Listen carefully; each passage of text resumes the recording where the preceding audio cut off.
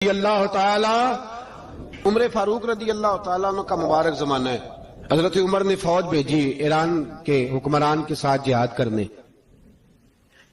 ایران کے بادشاہ نے 2 عیسائی جاسوس بھیجے، کہنے لگا ذرا پتہ تو کرو مسلمانوں کا راز کا طریقہ کیا ہے، میں صف بندی کراتا ہوں۔ وہ ساری رات صف بندی کراتا رہا۔ 2 جاسوس آئے مسلمانوں کی معلومات کرنے۔ معلومات کر کے جب واپس گئے تو حضرت عمر فاروق رضی اللہ تعالیٰ عنہ کے سپاہیوں کو دیکھا، غور سے پلٹے تو بادشاہ کہنے لگا کیا حال دیکھ کے آئے ہو؟ کہنے لگا سارے مسلح پہ بیٹھے ہوئے ہیں، جتنے گھنٹے ہم وہاں رہے ہیں مجاہدین مسلح پہ رہے ہیں، یوں لگتا ہے جیسے ان کا دنیا داری سے کوئی تعلق۔ اور کہنے لگے بادشاہ کوئی ایسی طاقت ہے جس کو وہ بلا رہے تھے، کوئی ایسی قوت ہے جس کو وہ پکار رہے تھے، ہمیں بھی وہاں کھڑے ہو کے محسوس ہوتا تھا کہ ہاں کوئی ہے جو آ جائے گا ان کی مدد کے لیے، کوئی ہے جو پہنچے گا ان کی مدد کرے گا۔ ایران کا بادشاہ کہنے لگا مجھے سمجھ آ گئی ہے، وہ جسم کی طاقت سے ہی نہیں لڑتے، وہ کوئی غیبی طاقت ہے جس سے وہ لڑتے۔ بھائی وہ غیبی طاقت بھی تو ہمارے پاس ہم نے ناراض کر لی ہے نا، وہ بھی تو نہیں نا، مسجد کا رخ بھی تو کوئی نہیں۔ اور میں نے پچھلے جمعے بھی کہا تھا، پھر کہتا ہوں، وہن ہو گیا امت کو۔ نبی پاک نے فرمایا امت کو وہ کیا ہے، دنیا سے محبت ہو گئی ہے، موت سے کراہت ہو گئی، وہن ہے۔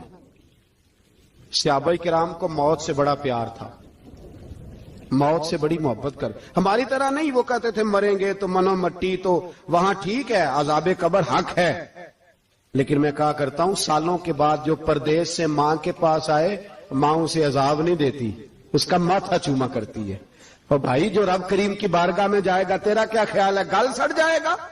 مدینے والے حبیب نے فرمایا قبر المومن روضۃ من ریاض الجنہ، فرمایا میرا مومن جب قبر میں جاتا ہے تو اللہ جنت کے سارے دروازے کھول لیتا ہے، وہ تو اللہ کی رحمت میں پہنچتا ہے۔ کون کہتا ہے مومن مر گئے، وہ تو قید سے چھوٹے اپنے گھر گئے۔ کون کہتا ہے قبر میں عذاب ہے تو صرف عذاب ہی ہے، ہاں مجرم کو سزا ملے گی، لیکن مومن ہمیشہ جہنم میں، وہ بالآخر جنت میں جائے گا، بالآخر جنت میں جائے گا۔ اور کسی درویش نے بات کی، وہ کر کے چلے گئے، بر کمال ہی کر گئے، کہنے لگے دوزخ میں میں تو کیا، میرا سایہ نہ جائے گا، کیونکہ رسول پاک سے دیکھا نہ جائے گا۔ نبی پاک سید عالم علیہ السلام کے غلام تو دیکھو نا، ساری زندگی عمر فاروق بخاری پڑھو تو صحیح، ساری زندگی عمر ہر نماز کے بعد کہتے تھے اللہم ارزقنا شہادت فی سبیلک، اللہ بسترے پہ موت نہ دینا، موت مجھے شہادت کی دینا۔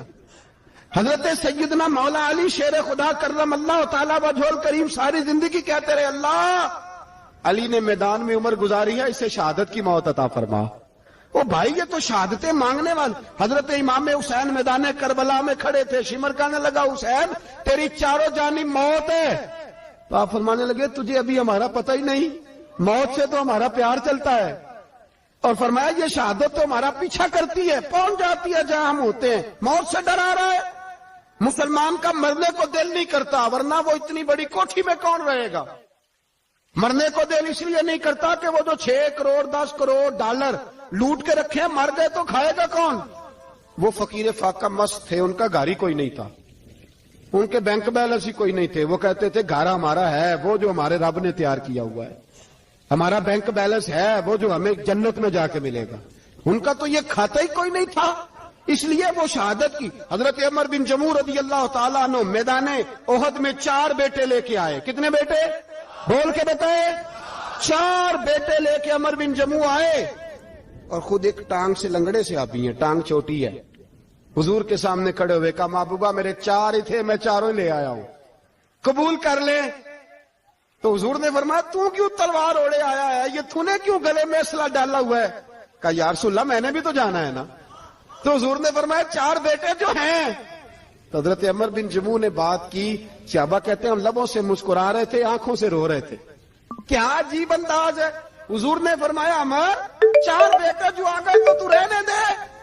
حضرت عمر رو پڑے، کہنے لگے محبوبہ کیا لنگڑے جنت میں نہیں جائیں گے؟ کیا حضور میں لنگڑا ہوں تو میرے لیے جنت کوئی نہیں؟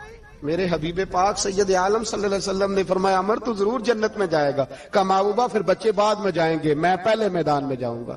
ایک بی بی 4 بیٹے لے کے آئی احد میں، کہا محبوبہ کل کمائی تھی میں لے آئی ہوں، میرے پاس کوئی اور شے ہوتی تو میں بچا کے نہ رکھتی، بیٹے دے کے نا حاضری لگوا کے تو واپس دروازے پہ لے گئی۔ تو حضرت سیدنا عبداللہ ابن عمر فرماتے ہیں بی بی بول رہی تھی تو میرا جذبہ جہاد بڑھ رہا تھا، اپنے بیٹے کو کہنے لگی میں تمہیں حضور کے پاس چھوڑ کے جا رہی ہوں، جب تم میدان میں گرو گے تو میں تمہیں دیکھنے آؤں گی، دیکھنا تمہاری پشت پہ کوئی زخم نظر نہ آئے، جتنے تیر کھانے ہوئے سینے پہ کھانا، اتنے تلواروں کے نیزوں کے زخم برداشت کرنے ہوئے یہاں کھانا، پشت پہ زخم نظر نہ آئے۔ حضرت عبداللہ ابن عمر فرماتے ہو بی بی کی گفتگو میرا جذبہ جہاد بڑھا رہی تھی۔ ایک بی بی 3 سال کا 4 سال کا بیٹا لیے رو رہی ہے، احد کا دن ہے، سہیلیاں پوچھتی ہیں تو کیوں روتی ہے؟ وہ کہتی ہے دیکھو میرا خاوند بھی بدر میں شہید ہو گیا، بھائی اور باپ بھی، دل کرتا ہے کوئی جوان بیٹا ہوتا تو آج مصطفیٰ کے ساتھ اسے ہی بھیج دیتی، کوئی جوان میرے پاس ہے ہی 3 سال کا تو کیا کروں، 3-4 سال کا بچہ کیا کرے گا؟ پتہ نہیں کیا دلیل آئی، اچانک اٹھی، بیٹے کو سینے سے لگایا، کپڑا ڈالا، مسجد نبوی پہنچ گئی۔ حضرت بلال کہتے ہیں مجھے ملی، کہنے لگی بلال مجھے پتہ ہے حضور تیاری کرا رہے ہیں جنگ کی، پر 2 منٹ اگر میری ملاقات ہو جائے۔ بلال حبشی کہنے لگے حضور ہم ایک بی بی ضد کر رہی ہے۔ حضور باہر آئے، کہنے لگی حضور میں فلاں کی بیٹی، فلاں کی بہن، فلاں کی بیوہ ہوں، میں نے بدر میں 3 شہید دیے ہیں، اب میرے پاس یہ 3 سال کا لال ہی بچا ہے، بڑا فخر ہے میرا، لوگ مجھے شہید کی بیوہ، شہید کی بیٹی، شہید کی بہن کرتے، دل کرتا ہے شہید کی اماں بھی کہیں جاؤں تو میرا بیٹا لے لیں۔ سیدنا بلال کہتے ہیں حضور مسکرائے، کہنے لگے یہ 3 سال کا نونہال کیا کرے گا؟ کہتے ہیں اماں کا عجیب جذبہ ہے۔ کہنے لگی محبوبہ سنا ہے اسلحہ بھی تھوڑا ہی ہے، ڈھالیں زیادہ کوئی نہیں، میرا بیٹا ساتھ رکھ لیں، جب آپ کی طرف کوئی تیر آیا نا تو میرا بیٹا ڈھال کے اس کو ڈھال بنا کے آگے کر دینا۔ محبوبہ ڈھال تو بان ہی سکتا ہے نا۔ حضرت بلال فرماتے ہیں مصطفیٰ کریم نے فرمایا جا میں نے قبول کیا، قیامت کے دن بیٹا گھر لے جا، جب تیرا نام پکارا جائے گا تو شہید کی اماں کہہ کے پکارا جائے گا، جا تو گھر لے جا۔ کہتے ہیں چلتے چلتے ایک غریبنی اور آ گئی، اتنی سی اٹی بان کی، اتنی سی، بلال حضور سے ملاقات ہو جائے گی۔ نبی پاک آ گئے، کہا محبوبہ یہ غلبہ اسلام میں میرا بھی حصہ ڈال لے۔ حضور نے فرمایا یہ کیا ہے؟ کہنے لگے حضور خامن فوت ہو گیا، اولاد اللہ نے بے نیازی سے دی نہیں، سویرے چرخہ کاٹ کے رزق حلال کھاتی ہوں، میرے پاس نا یہ اتنا سا بان ہے، ایک گھوڑے کی لگام بن جائے گی، محبوبہ حصہ تو ڈال جائے گا نا دین کے لیے، میری قبولیت ہو جائے گی۔ میرے حبیب نے ہاتھ اٹھائے اور دعا مانگی، کہے اللہ جتنا تو میدان کے مجاہدوں کو اجر عطا فرمائے اتنا اس غریبنی کو بھی عطا فرمانا۔ حضرت عمر فاروق رضی اللہ تعالیٰ عنہ رات کا وقت چہرے پہ نقاب ڈال کے گلی میں گھوم رہے تھے، میں بھی گلی میں نکلتا ہوں، آپ بھی نکلتے ہیں، لیکن مقصود یہ ہے کہ ذرا پتہ کریں باہر کی ہوا کیسی ہے، مقصود یہ ہے کہ پتہ کریں کہ آج برگر کس دکان کا اچھا ہے، معلومات کریں کہ محلے کی سیاست کس رخ جا رہی ہے، وہ بھی نکلتے تھے، لیکن مقصود یہ نہیں تھا، مقصد سمجھ گئے تھے نا، وہ اس لیے نکلتے تھے کہ پتہ کروں کوئی دکھی تو نہیں، کوئی تکلیف میں تو نہیں، کوئی آزمائش میں تو نہیں۔